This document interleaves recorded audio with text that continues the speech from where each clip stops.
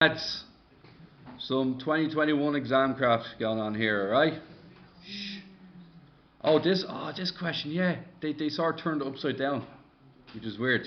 So, get this. They give us VAB. They actually give us the answer for VAB. VAB is minus 3i minus 12j. It was really weird. Alright, so they gave us the answer for VAB. You cool with that? Now what's VB? Does it tell us anything about VB? Minus 9, 9 to the east, yeah? Now, 9 to the west. Thank you. And nextly is, what can you tell us about A? We'll just call it U, will we? Or P, sorry, you'd say P, does it? P. That's 45. So what does this mean? And? P over root 2 and? P over root 2. Is that cool, you guys? Alright. Now, what's that mean about VA? P over, minus P over root 2i, yeah? Because it's going left and down, yeah? And then minus P over root 2 J. Okay. Now, I think we have enough information to make this work now. What can I say about VA minus VB?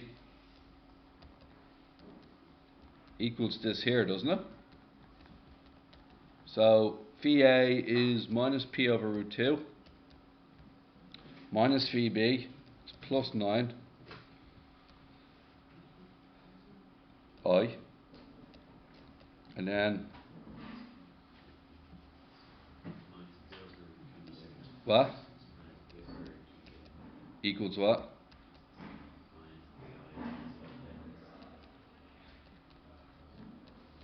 Which one's easier? The J's are easier. So what's that mean about P?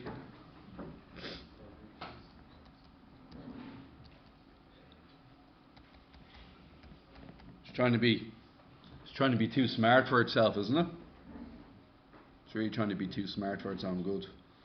So, are everybody happy that the value of P is 12 root 2? Yeah? Okay.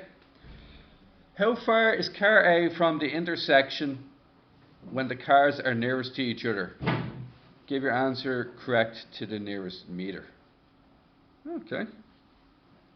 Now, what's my normal trick for doing these questions? What do I normally like to do? I love to bring one to the actual junction itself. Okay, so what I'm thinking is, I don't just bring one of them to the junction. I always bring the one that's slanted to the junction, even if it means going back in time. Right, as stupid as that sounds. So, I'm going to bring A to the junction. Is that okay with you guys? So 240 root 2 divided by 12 root 2. I'm advancing the clock 20 seconds. Is that cool with you guys? So A is at the junction and that's 20 seconds later, okay? Now what's the problem with B at this stage? Where has B gone? Where's it gone? Past it. Because B is going 9. What's 9 multiplied by 20? 9 times 20, lads? 180. 180 take away the initial 138. So it travels 138 to get to the junction. And then how far does it travel out the other side? 42. So 20 seconds in the future, A is at the junction. B is out the other side. What's the gap? 42. What's the relative velocity of A relative to B? It tells you, doesn't it? Minus 3i minus 12j. What direction is that in? Southwest. Oh. There's a good chance the closest approach hasn't already happened. So did everybody agree that's That's 3i minus 12j. That's our direction there, isn't it? Now, for argument's sake, just while I'm here, what happened if it was 3i minus 12j? What direction would that be going in? Anybody tell me? Now remember, B is stationary, because we're doing phi AB. If we use this velocity here, see this one here? It definitely gets closer. Is that okay? Yeah. But, for argument's sake, if it was this direction here, if phi AB was that direction here, what would that mean? It's getting further away, which means your closest approach has already happened. Is that right? So you'd find this distance here, you'd divide by the relative time at the relative velocity, close that, and you'd find it happened before 20 seconds. Is that okay? Now, lucky for us, isn't that type of question, so I am just going to drive on here. Alright, what do we reckon? 3 and 12. 9 plus 144, 153, root 153. Happy days. The angle, what's tan inverse 12 over 4? Actually, we don't need that. The cars are nearest to each other. Excuse me, when they're nearest to each other.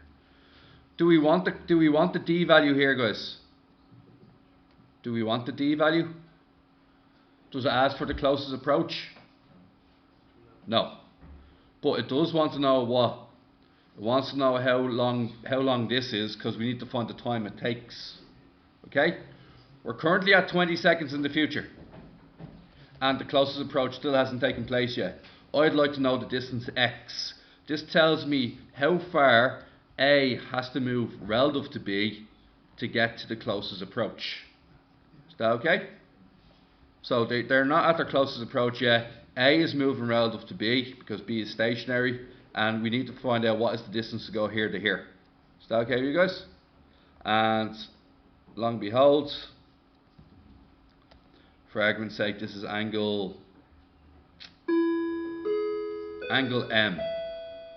Okay? We want to use cos M, don't we? Cos M is what, lads? X over. And what's cos M over here? 3 over. Is that right? And then what's x then on its own? Somebody really quickly. 3 times 42 over root 153. 10.186. You move 10.186 meters to get to the closest approach. But what speed are we going at? Root 153. That's for distance. That's it. Yeah, how far? Oh, yeah, don't give me a second. Give me a second. I want the time it takes to get there, though. Can you give it to me? Just trust me for once. I think I'm definitely right this time. Go on. 10.18. So we're fine now. It's 20 seconds, but there's an extra time involved here to get to the closest approach. And what is it? 14 over 17. Is it? Perfect fraction? Yeah. Really? 14 over 17, alright? Now, here's what happens. Currently, A is at 20 seconds, okay? A is at the junction. Would you agree with that? And B is 42 meters away from the junction. Now, what do you say that time was again? 14 over 17. Right, here's what you're going to do. You're going to get the speed of V, which is 9. Multiply 9 by 14 over 17. Go. 126 over 17. And you're going to add that onto 42, because you're getting further away from the junction. What you get? Decimal will do me lovely. 49.4. You're 49.4 away.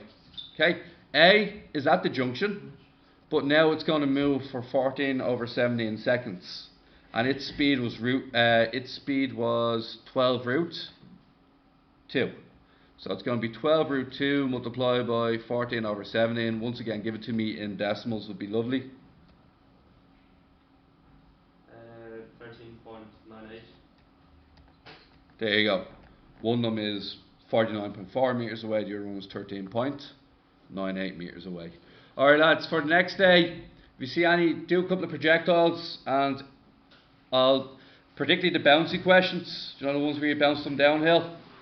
Try a few of them, and if you're stuck, we'll do one or two of them. A lot of them are recorded online as well.